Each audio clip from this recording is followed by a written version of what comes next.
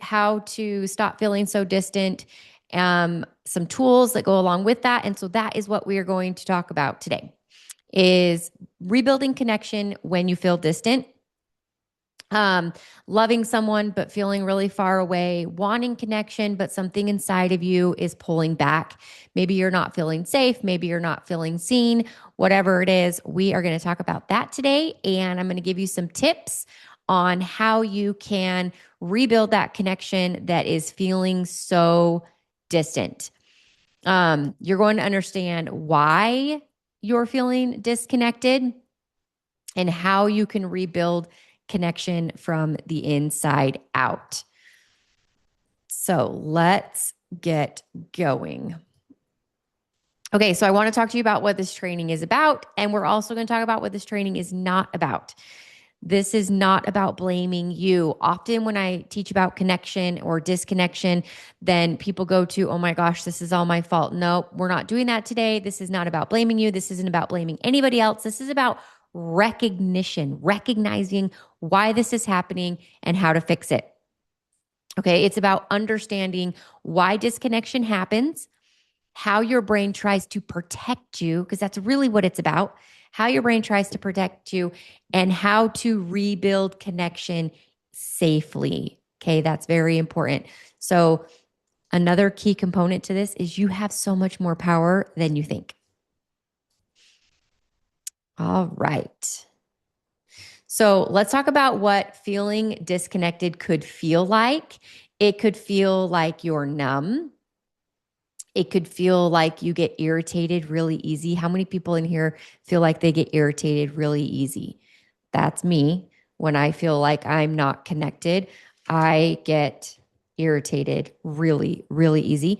Another one could be you feel emotionally shut down. Maybe you're bearing a lot of emotions. You don't feel like it's safe to express your emotions.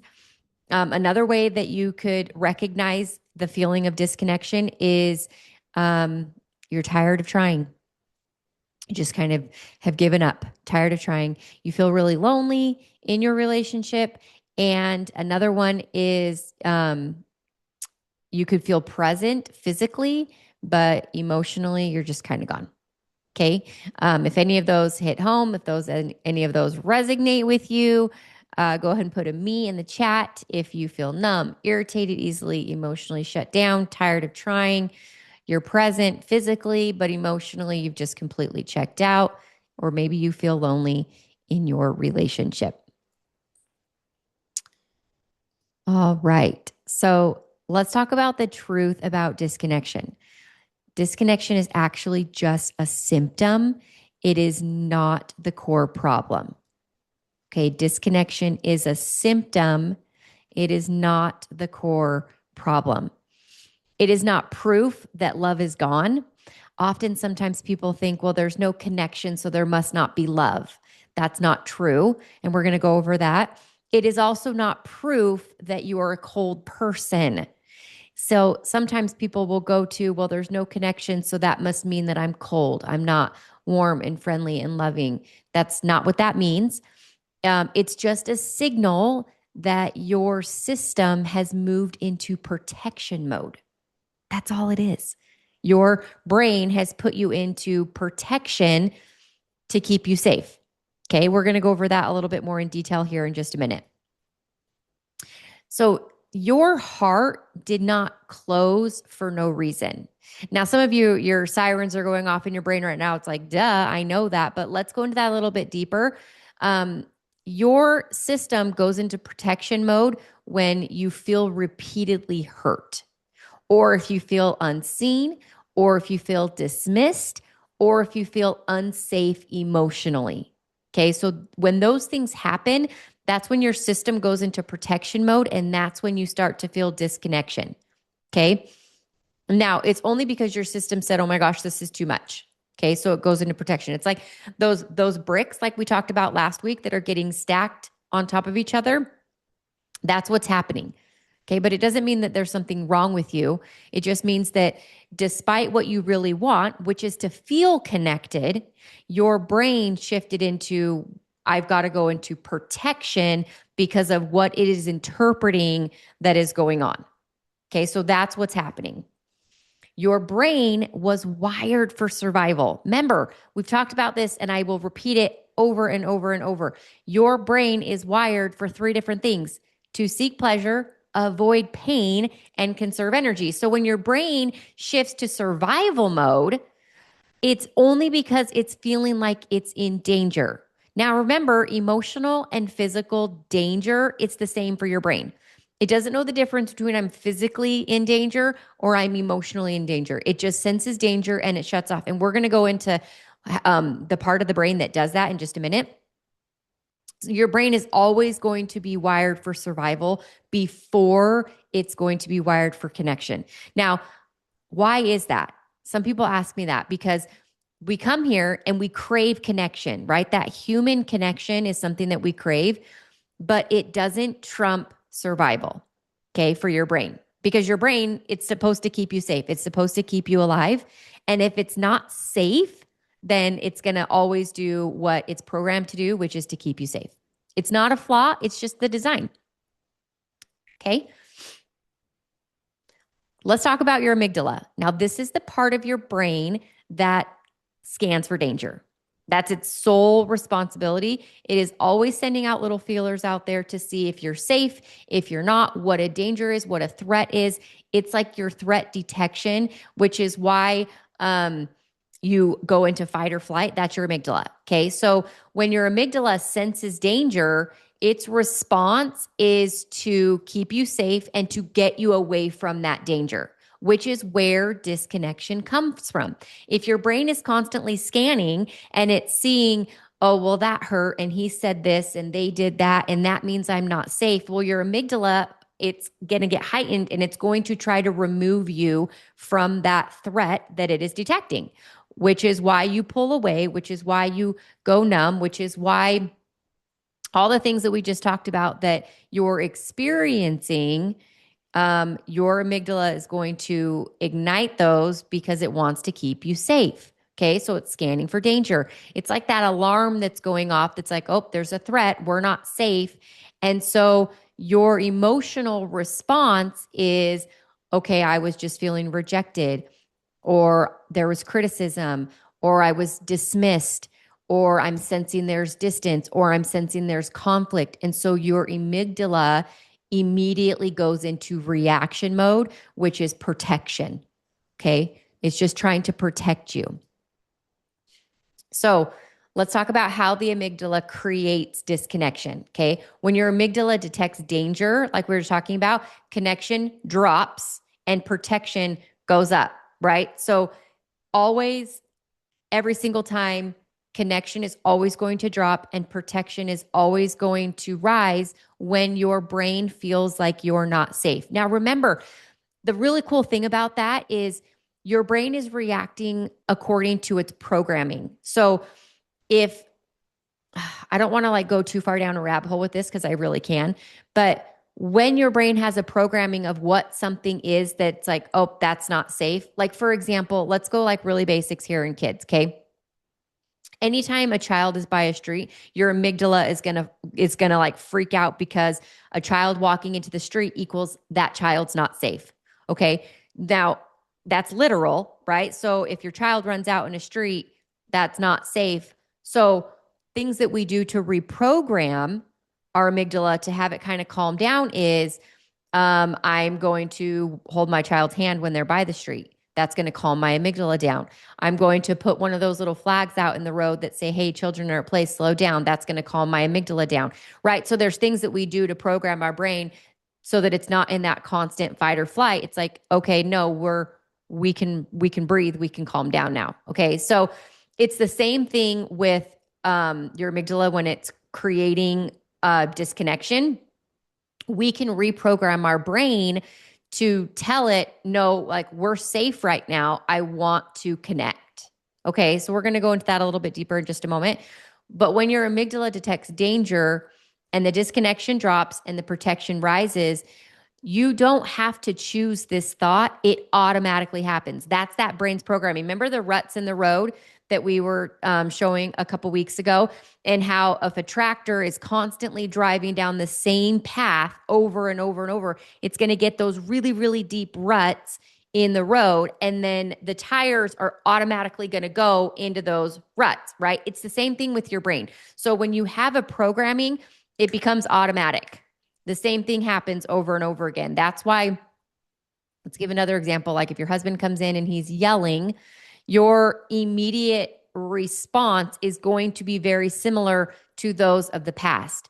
Maybe you shut down, maybe you yell back. Whatever it is that your brain's programmed that equals this is how I respond so that I stay safe, that is going to automatically kick in and take over.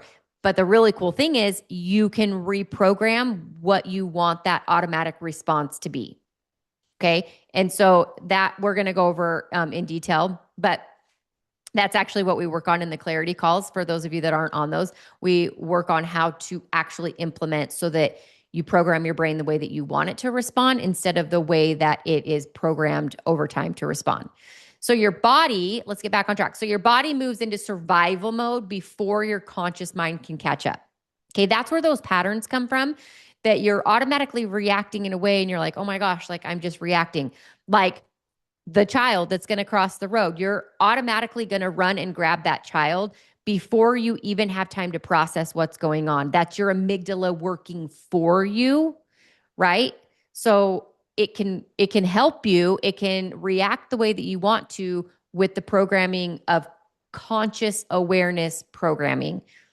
Okay, so that means that you program your brain to work the way that you want it to instead of the way that it's been programmed all along to work. Let's talk about your nervous system now. And I'm going to give you guys tools. So I know I'm like throwing a lot of information at you right now. I just want you to understand like the science behind what is going on in your brain and why it behaves and does the things that it does. So let's talk about your nervous system and how it goes into protection mode. So when you feel safe, when you feel open, when you feel connected, when you feel present. Now, when you feel a threat, you shut down, you withdraw, you go numb. Okay.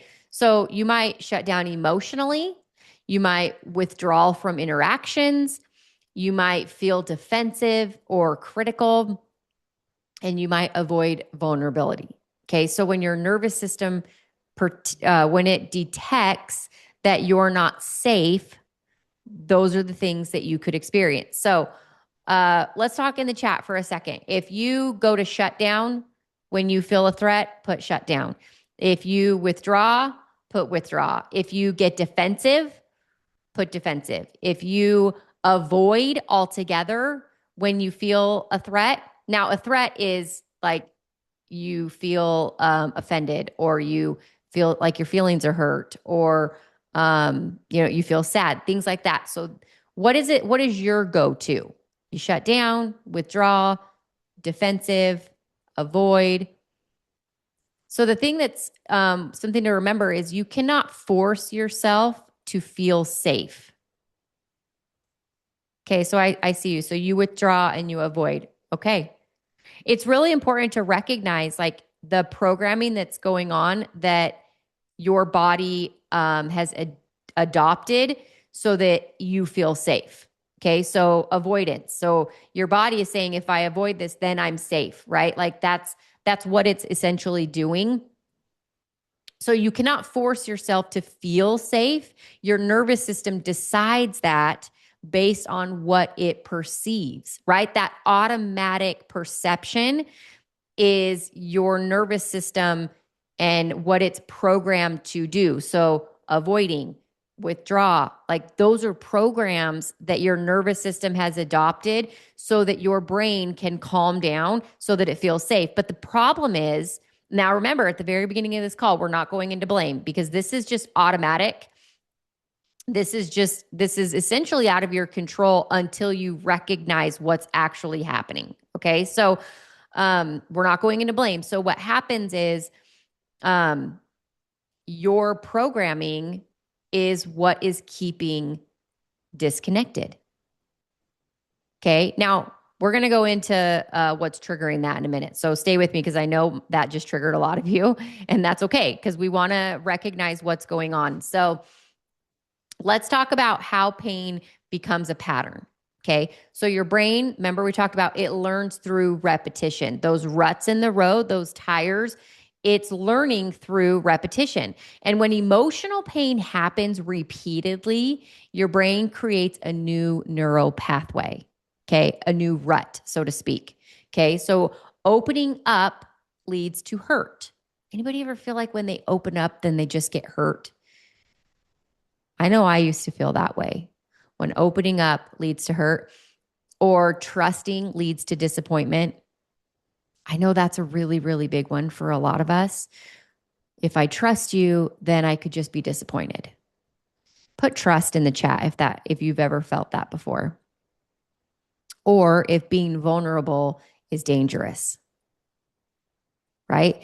Now, that's your brain's learned pattern through repetition. If you repeatedly get disappointed when you trust someone, your brain is going to perceive trusting is dangerous. It's not safe. Okay.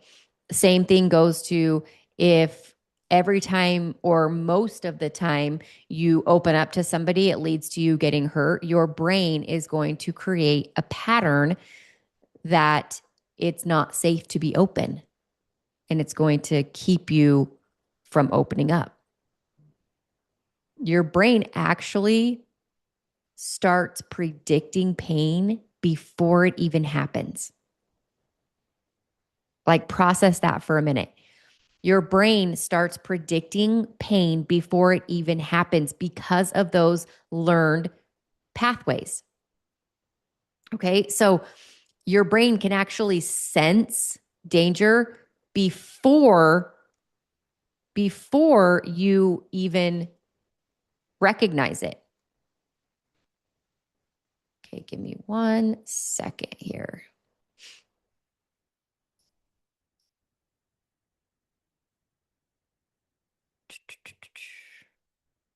Sorry, there's people that are wanting to come in and I'm having a hard time letting them in. Okay. All right, let's keep going. Okay, so let's talk about your brain's reticular activating system. We talked about this a little bit last week. I kind of let you guys in on that and taught you a little bit, but let's talk about it again because it's really, really important.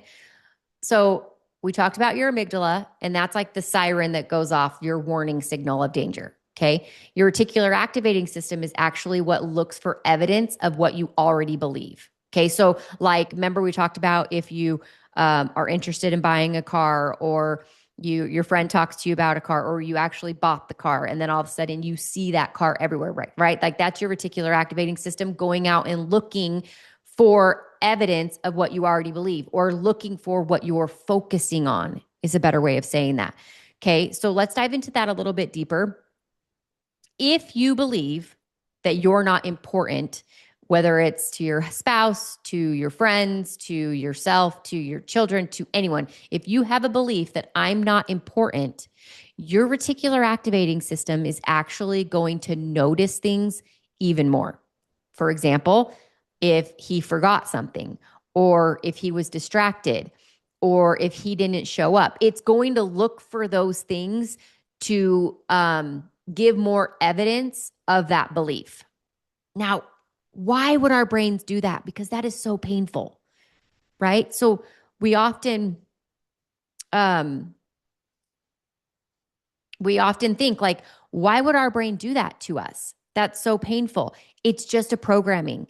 It's going to find more of what you believe.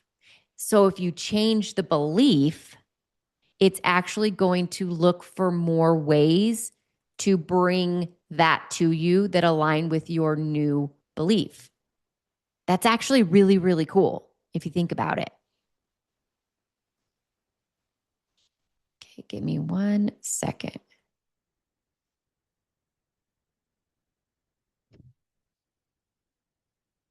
Okay.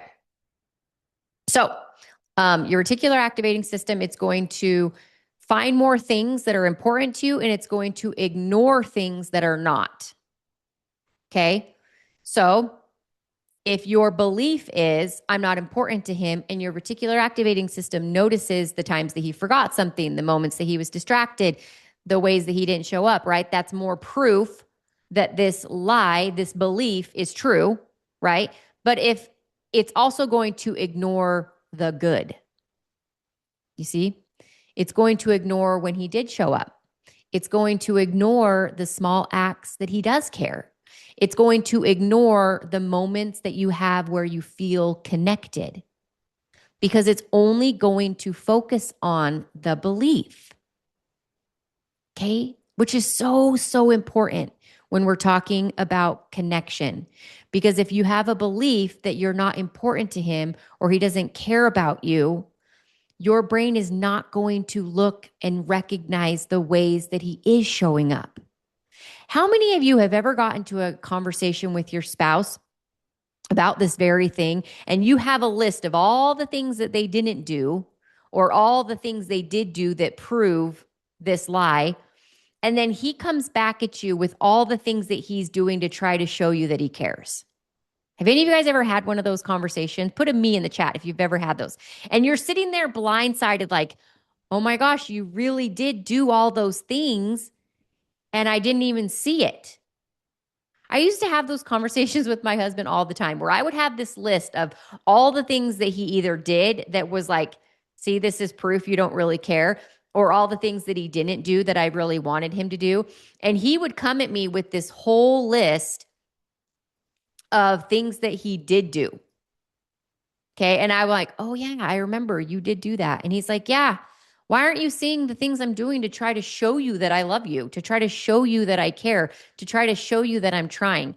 And I'm like, oh my gosh, why? Why do I not even like see those things? Like, why am I not focusing on that? And it really stumped me for so long until I started to learn this about my reticular activating system and about my amygdala and all the things that the neurological things that happen inside of my brain that I had no idea about. And then when I shifted that belief system and I chose to believe something different, I was blown away by all the things that my reticular activating system was going and finding then. It was wild. So protection feels safe, but it has a cost. Okay. So remember, your brain is just trying to keep you safe and it's just trying to keep you protected, but sometimes that costs you. Okay. Protection reduces immediate pain. Okay. When you feel safe, it reduces that immediate pain, but it also blocks connection. You avoid getting hurt, but you also avoid being close. The wall that keeps pain out also keeps love out.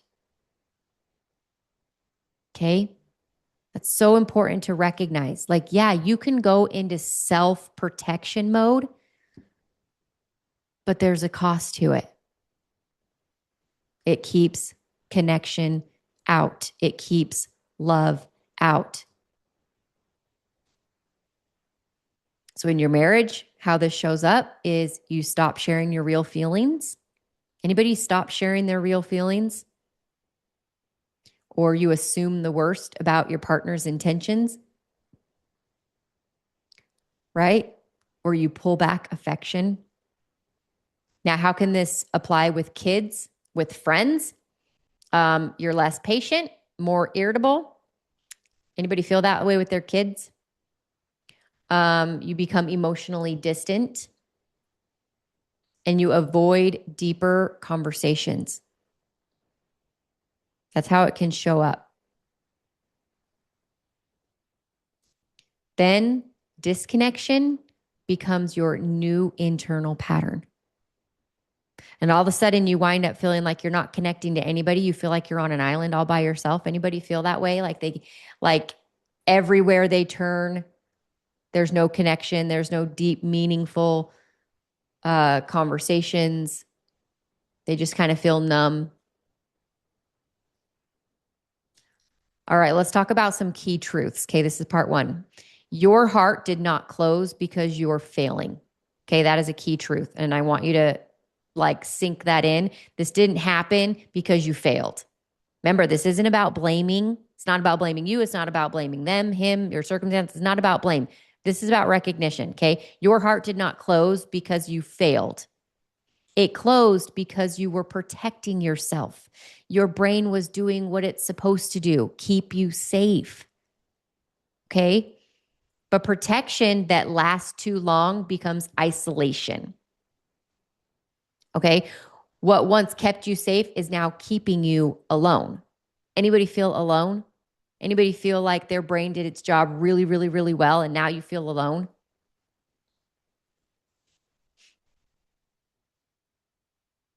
Okay, let's go to part 2. Let's talk about the mental and spiritual game. Okay, protection is not only emotional, it's also mental and it's also spiritual. Your thoughts start building walls, and those walls shape your experience. Now, some of you are like, yep, I know that's me. I need to know how to fix it. And I'm going to give you 5 tools that you can use to start shifting protection to creating connection. Okay. But we've got to understand how thoughts really work. So most people think that thoughts just happen to them, they just like show up. But here's what actually is true: thoughts are sentences in your mind, right? No questions about that. Light bulb moment just went off for a lot of you, I'm sure. Thoughts are a sentence in your mind. They are optional. Okay. They are not facts. Your thoughts are not facts. Okay. And they also create your emotions. Okay, so let's kind of go into that a little bit deeper. The thoughts that you choose to think, you get to choose them, right? They can be influenced by what's happening, but ultimately you get to choose them. And thoughts that have emotions are not facts. Facts don't have emotions, they just are. Our thoughts about the facts are what has emotion or what creates emotion. And the thoughts that you have create the emotion. You do not feel your circumstances. You feel your thoughts about your circumstances. Okay. And for some of you, that just confused the heck out of you. Some of you, it gave you a little bit of hope. Some of you, it opened up a window of curiosity. We dive deep into that on the clarity calls, which I'll go over in just a few minutes. But let's talk about the thoughts that build distance. Okay. These thoughts, now let me know if you've ever had any of these thoughts. A thought that he should change first, right? Because your brain, it's like, if I'm open, that means I'm not safe. If I'm vulnerable, that means I could get hurt. So immediately my thought goes to, he should change first because then I would be safe, right? Or I've already tried. Or why should I open up first if he doesn't open up?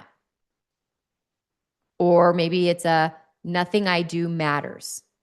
See, these thoughts create feelings of hopelessness and resentment and defeat. Another word for that is stuck. These thoughts create feelings of I'm stuck. Okay. These thoughts feel protective. They feel like they're protecting you, but they're actually keeping you stuck. See, the cycle that keeps disconnection alive is you have a thought, then you have a feeling, then you have an action, then you have a result. So if you think he doesn't care, then you feel hurt and you shut down, and then you pull back, and then distance grows. Now, some of you are thinking, but he really does hurt my feelings. He really does do these things. I'm not discounting that. I'm not discounting that at all. I'm sure that's very true. Okay, but I'm talking about your thoughts that keep you feeling disconnected. Remember, the thought creates the feeling ignites the action gets the result, and the cycle goes. Okay, your brain says, see, we're not close. If the thought is he doesn't care about me, and you feel hurt and you shut down and you pull back and distance grows, your brain says, see, there's proof. That reticular activating system is really hard at work trying to find more proof that he's to blame. I would invite you to consider that you could change connection all on your own, even if he never changes. Okay, let's talk about the waiting game because a lot of women live here. Okay, I will feel connected when he changes. Anybody feel that way? Put me if you feel like you'll be connected if he changes. Or I'll open up if he proves that it's safe. That's a big one. See, when you wait, you give away your power. You give all of it away. And resentment continues to grow because you're continuing to wait for him. Resentment just grows. Your heart stays closed and nothing new gets created. Connection cannot grow where both people are just waiting.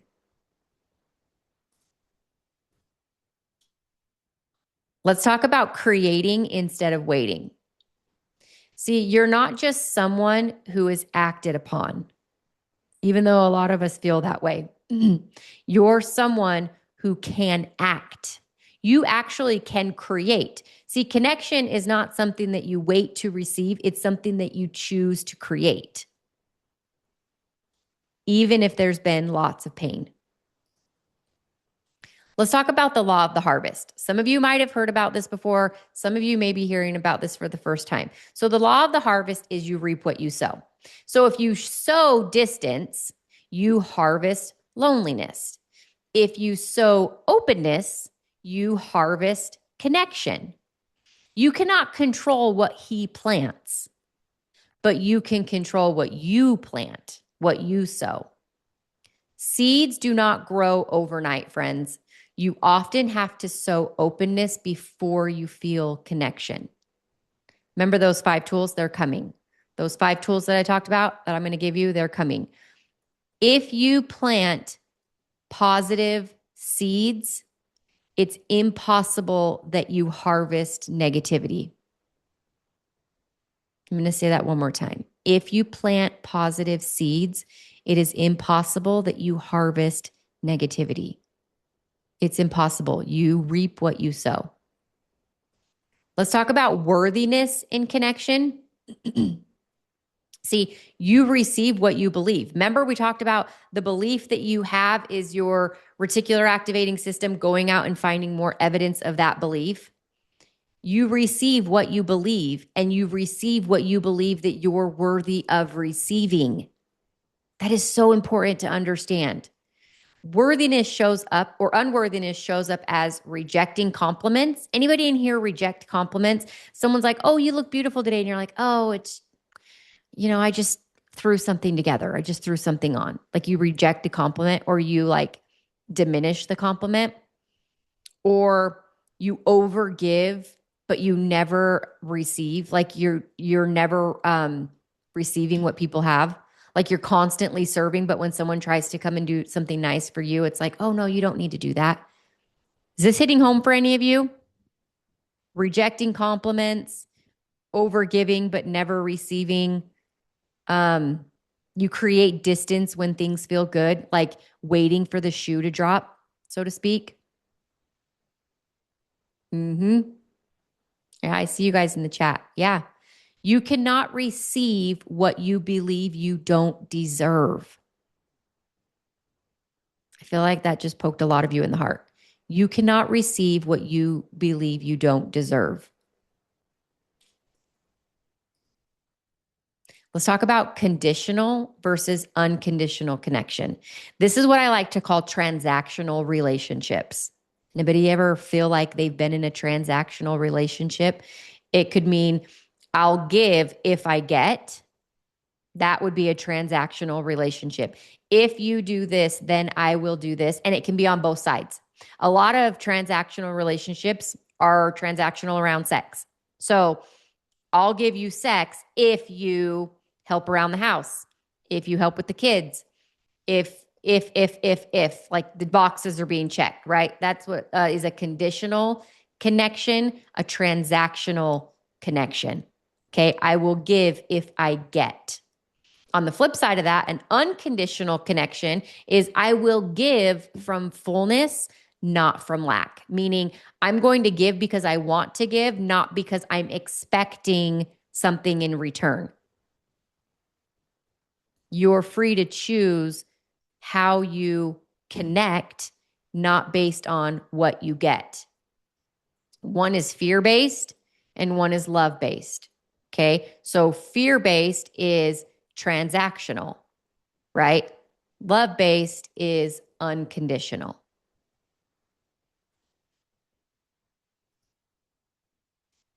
Let's talk about a key truth. Number 2, your thoughts and worthiness beliefs are not just reactions, they are creative forces.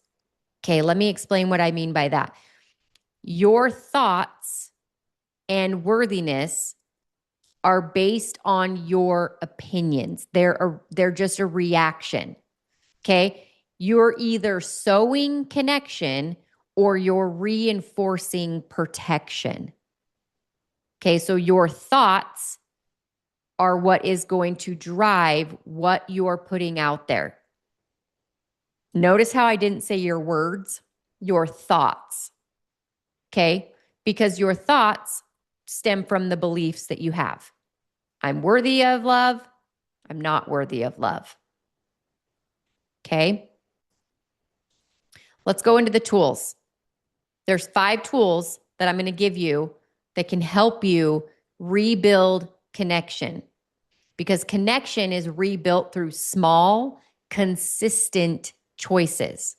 It's not built from big emotional breakthroughs. Those are great.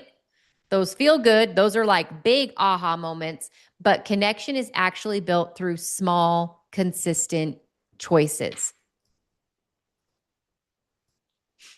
Okay, tool number 1, I want you to start to notice where you're closed off.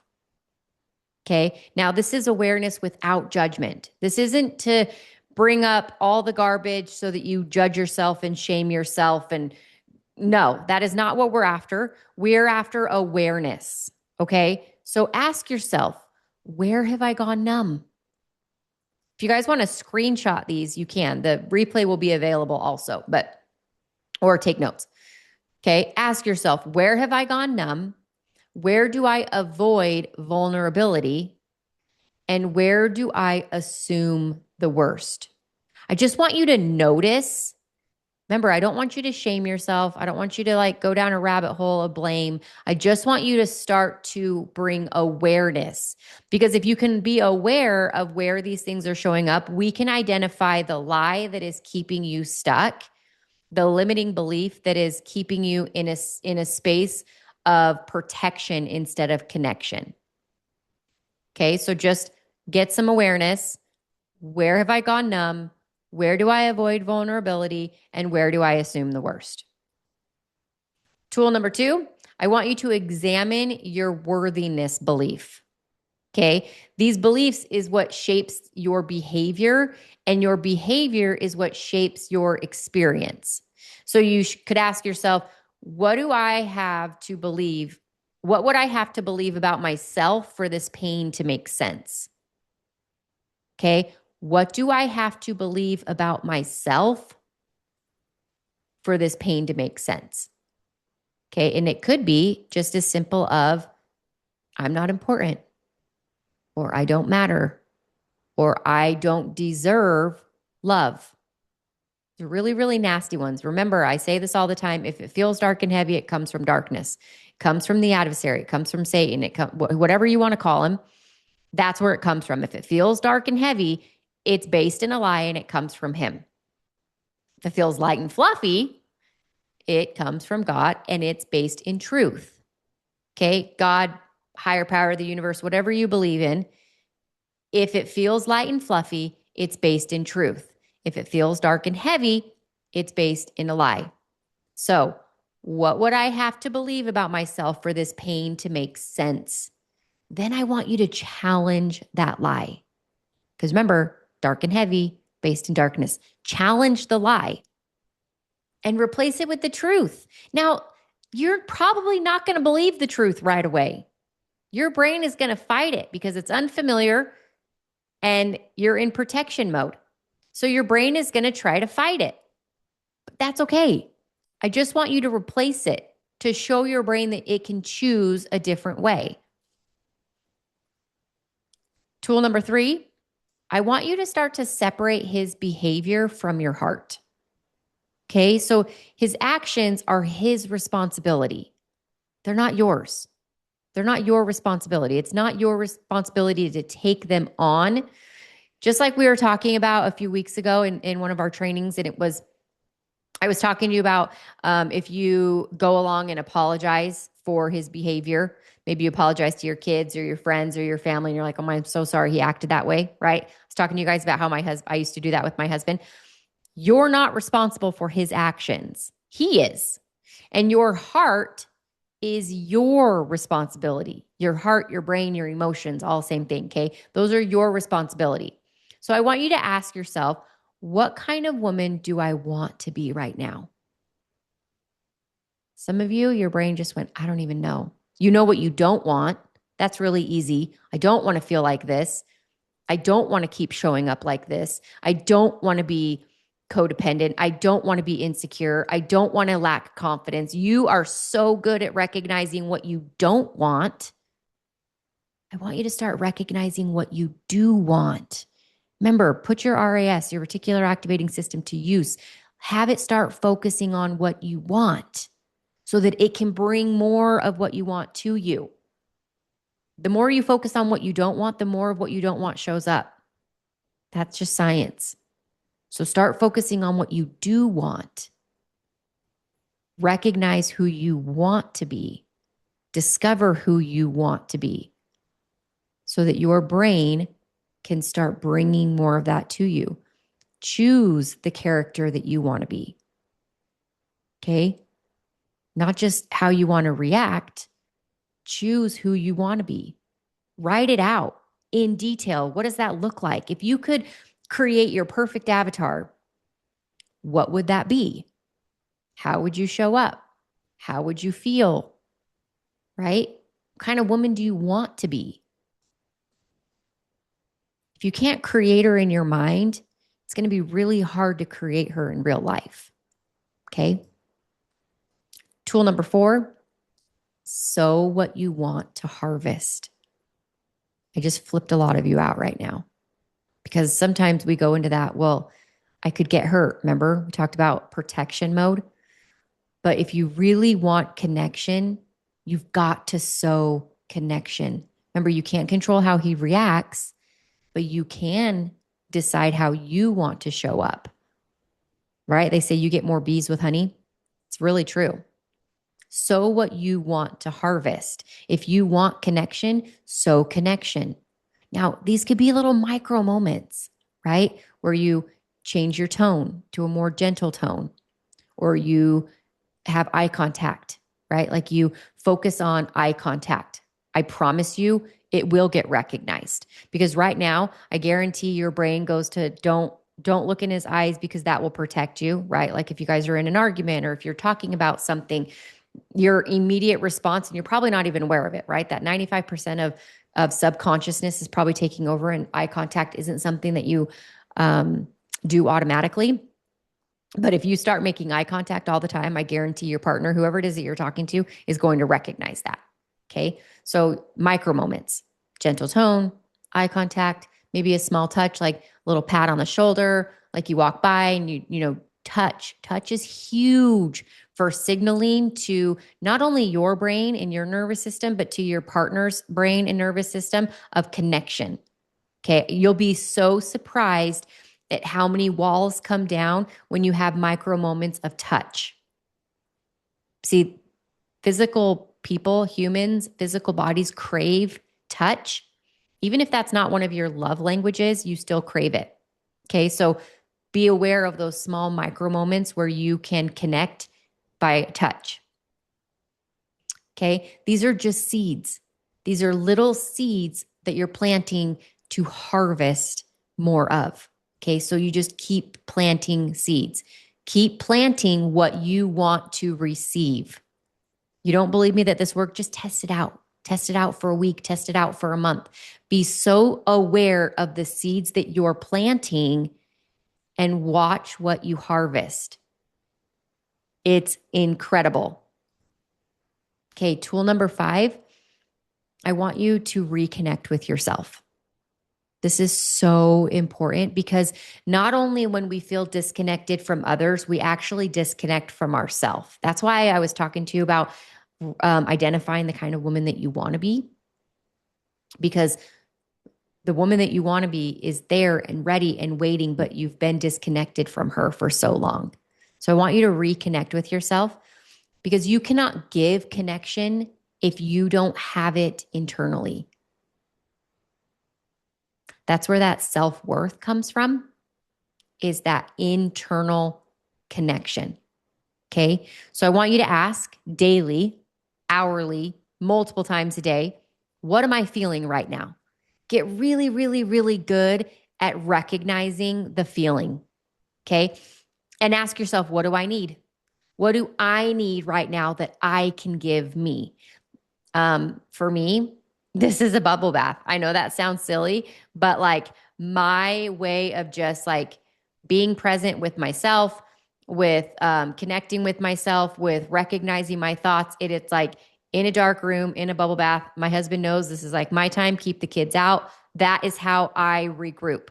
Okay. And it can be whatever you want for you, but find a way to give yourself what it is that you need. Don't wait for somebody else to fill your cup. You fill your cup. Okay. And you can ask, how can I show up for myself today? How can I show myself that I care today? Hard truth, you can't expect somebody else to show you that they care if you're not willing to show you that you care. It's like a really hard truth. How can you show yourself that you care about you today? Staying open does not guarantee that he's going to change. Creating connection, doing all the things that you can to create it is not going to guarantee that he change. I would be so shocked if he didn't, but you don't get to decide how he behaves. But you can guarantee that if you stay closed, if you stay in protection mode, you can guarantee loneliness. 100%. So which is greater? Only you can ask you that. Which is the greater pain? Worrying about how he'll behave or guaranteeing loneliness? You get to choose. But the law of the harvest is real, and you reap what you sow. You get what you give. So remember that. You guys are creators. You didn't come here to wait for connection. You came here to create it, right? Like that is how all of you found me, is how to find peace in your marriage even if he never changes, right? Like that's why you found me. You were built to create. You were created to create. And it starts from the inside out.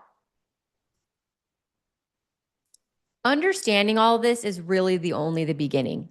A lot of you are working with me, whether it's group coaching, private coaching. A lot of you are working with me. If you're not, I would highly consider joining the community where you can be on the calls where we dive deep into actually implementing what you're learning in your life.